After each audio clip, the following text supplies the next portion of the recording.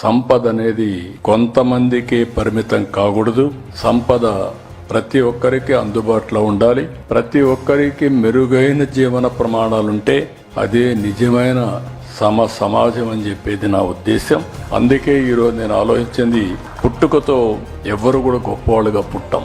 ఒక ఎన్టీఆర్ని తీసుకున్నాం, ఒక మహాత్మా గాంధీని తీసుకున్నాం, ఒక అంబేద్కర్ని తీసుకున్నాం. ఎవరైనా సరే పుట్టినప్పుడు చిన్నగానే పుడతారు. ఒక్కొక్క అంచెలుగా వాళ్ళు అంది వచ్చిన అవకాశాలు ఉపయోగించుకుంటే అచంచలమైన వ్యక్తులుగా తయారవుతారు.